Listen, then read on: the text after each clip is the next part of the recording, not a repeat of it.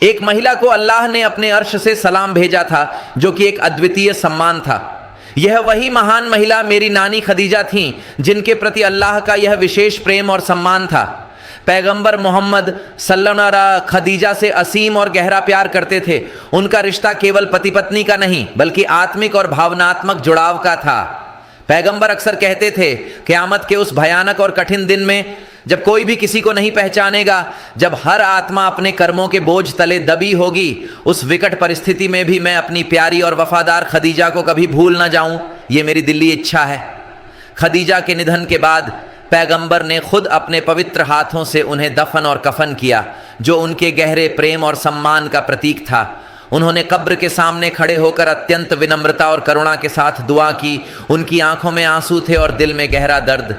दुआ के बाद सभी सहाबा जो इस दुखद क्षण के साक्षी थे, अपने अपने घरों को लौट गए।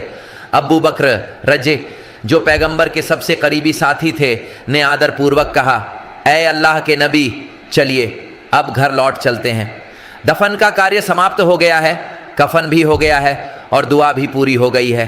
पैगंबर ने अत्यंत भावुक होकर कहा, नहीं अबू बकर, मैं अभी नहीं जाऊंगा, तुम चाहो तो जा सकते हो। मैं इस पवित्र कब्र के सामने खड़ा रहूंगा, क्योंकि जिस महिला को मैंने इस कब्र में सुलाया है, अबू बकर, यह कोई सामान्य या आम महिला नहीं है। यह मेरी मुश्किल दिनों की सबसे सच्ची साथी, मेरी प्रिय खदीजा है, जिन्होंने हर कदम पर मेरा साथ दिया। मक्का में सबसे पहले इसी महान महिला ने मेरे हाथों कलिमा पढ़कर इस्लाम कबूल किया था, जब कोई और मेरा साथ देने को तैयार नहीं था। जब मक्का में हर तरफ से विरोध और बहिष्कार का सामना करना पड़ रहा था, जब कोई मेरी मदद नहीं कर रहा था, तब मेरी खदीजा ने मुझे कभी नहीं भुलाया। उन्होंने हमेशा मेरा समर्थन किया। जब किसी ने मुझे शरण नहीं दी, जब हर तरफ से निराशा थी, तब खदीजा ने अपनी पूरी शक्ति और संसाधनों के साथ मेरी मदद की। उन्होंने मुझे सहारा दिया।